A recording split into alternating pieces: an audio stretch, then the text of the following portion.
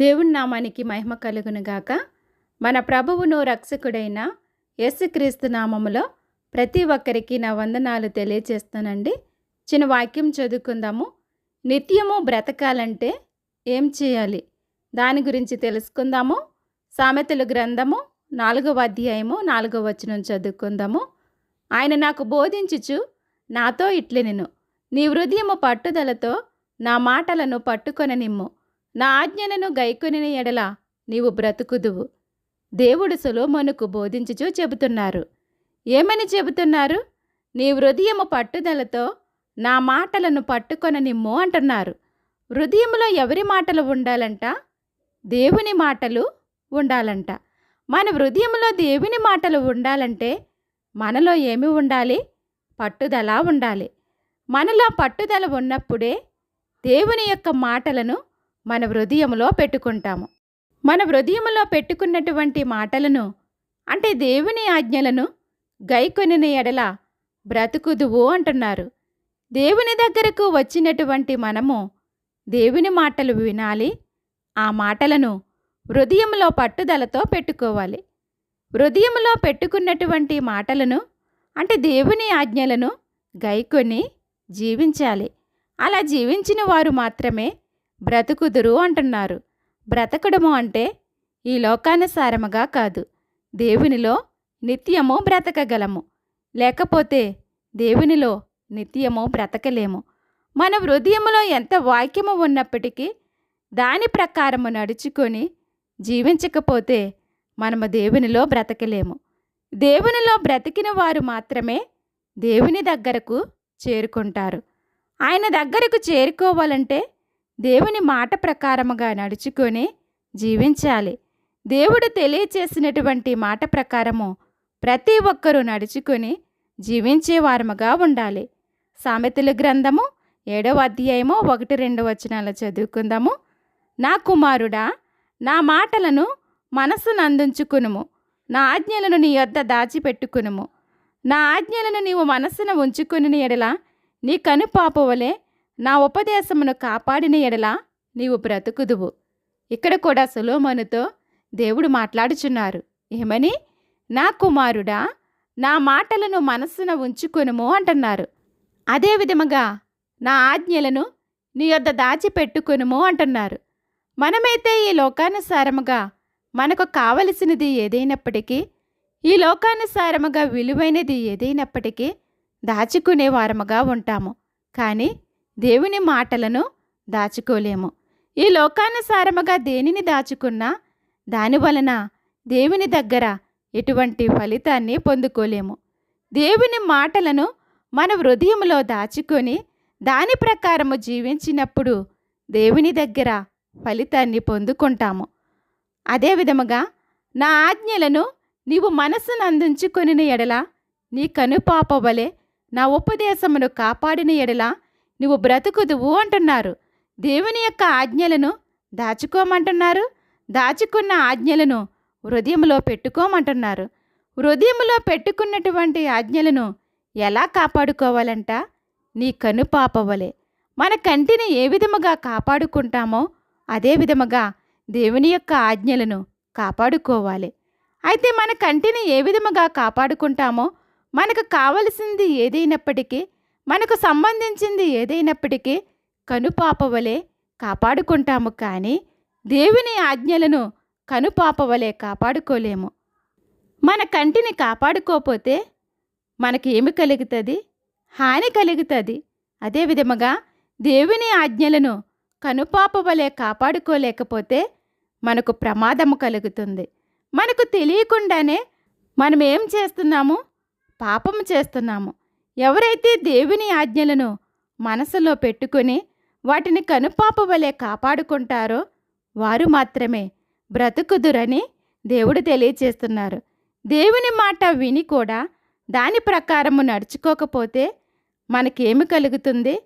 ప్రమాదము కలుగుతుంది. ఆ ప్రమాదము నుండి తప్పించబడాలంటే దేవుని మాటకు లోబడి జీవించి ఆయనలో బ్రతికే వారముగా ఉండాలి. లేకపోతే దేవుని దృష్టిలో చనిపోతాము.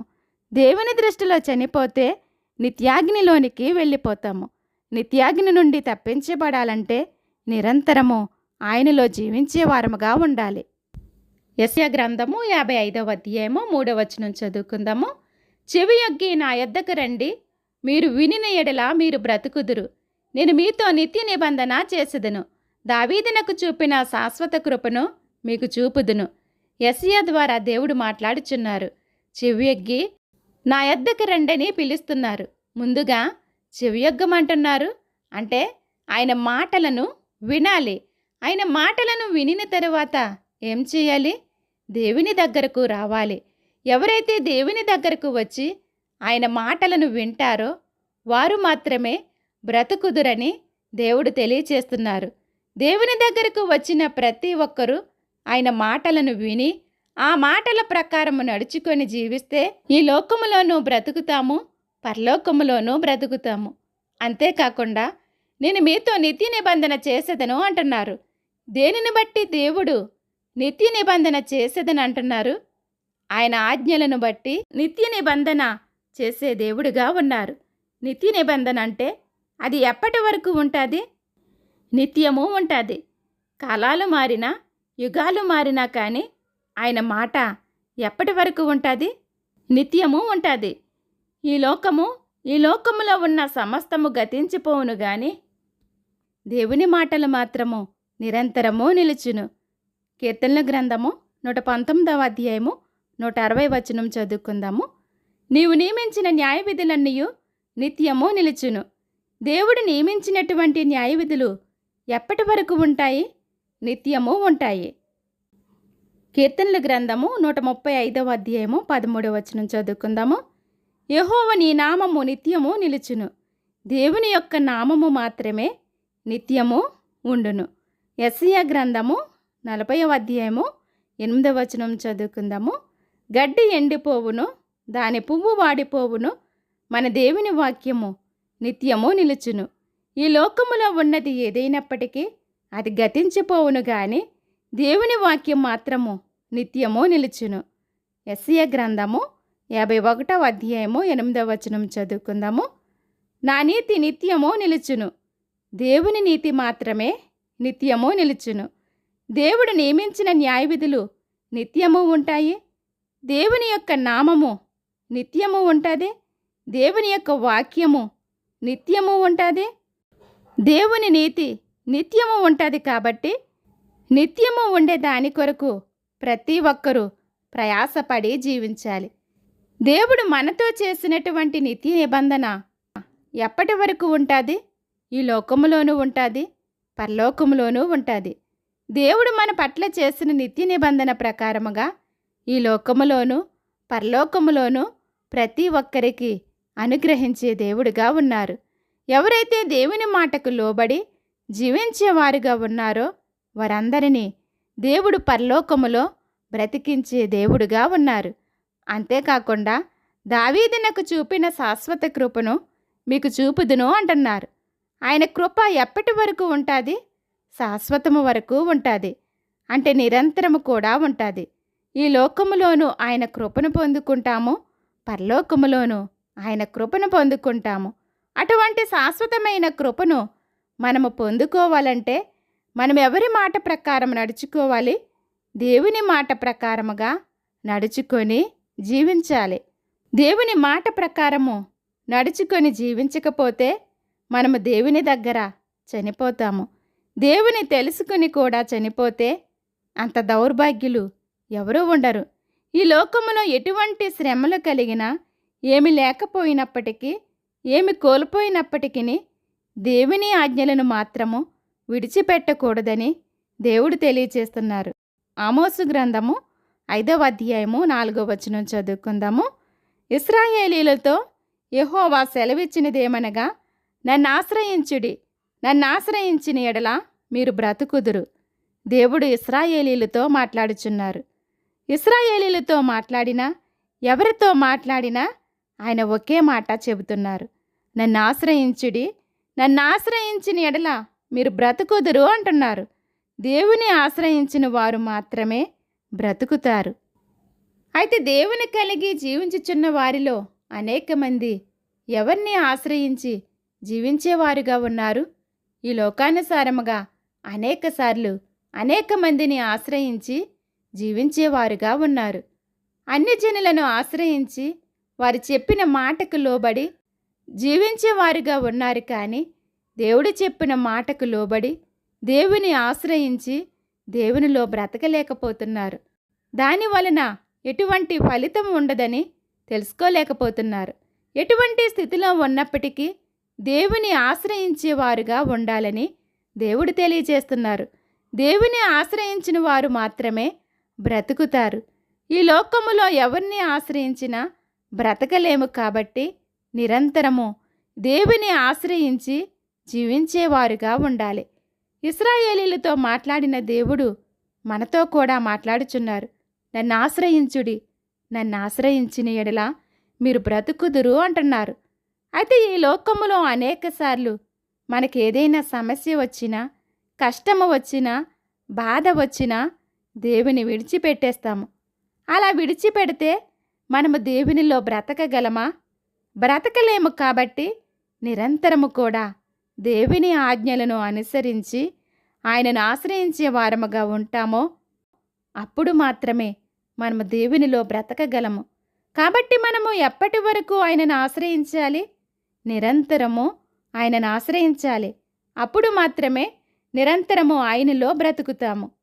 ఎఫెసీయులకు వ్రాసిన పత్రిక 2వ అధ్యాయము 1వ వచనం చదువుకుందాము.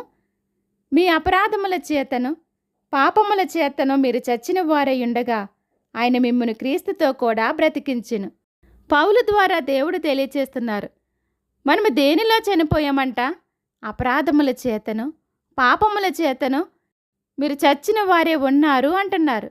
అంటే ఈ లోకములో జన్మించిన ప్రతి ఒక్కరూ ఎలా చనిపోయారంట? అపరాధముల చేతను పాపముల చేతను చనిపోయారంట. అంటే దేవుని మనము ఆశ్రయించకపోవడమే చనిపోయినట్టు. అయితే దేవుని కలిగి జీవించని వారు ఎక్కడ ఉన్నట్టు? అపరాధములోనూ పాపములోనూ ఉన్నట్టు. మీ అపరాధముల చేతను పాపముల చేతను మీరు చచ్చిన వారై ఉండగా ఆయన మిమ్మును క్రీస్తుతో కూడా బ్రతికించును. ఈ లోకములో జన్మించిన ప్రతి ఒక్కరిని దేవుడు క్రీస్తుతో కూడా బ్రతికించాడు. క్రీస్తు రక్తములో కడగబడి ఎవరైతే ఉన్నారో వారందరినీ దేవుడు క్రీస్తులో బ్రతికించాడు. అంతవరకు ఎలా ఉన్నారంట? అపరాధముల చేతను పాపముల చేతను చనిపోయారంట. చచ్చిపోయినటువంటి మనలను దేవుడే బ్రతికించాడు. క్రీస్తు ద్వారా బ్రతికినటువంటి మనము ఎవరి కొరకు బ్రతకాలి? దేవుని కొరకు బ్రతకాలి. అలా బ్రతికిన వారు మాత్రమే నిరంతరము కూడా జీవిస్తారని దేవుడు తెలియచేస్తున్నారు. ఆ విధముగా ప్రతి ఒక్కరూ నడుచుకొని జీవించాలని ప్రభునామాన్ని బట్టి మీకందరికీ తెలియచేస్తున్నాను. దేవుడు కొద్ది మాటలను దీవించి ఆశీర్వదించునుగాక. ఆమెన్. దేవుని చిత్తమైతే మరొక ఎపిసోడ్లో కలుసుకుందాం. మీ ప్రార్థన అవసరతలు మాకు తెలియజేయండి. మీ కొరకు తప్పక ప్రార్థించి మీ సహోదరి. May God bless you all.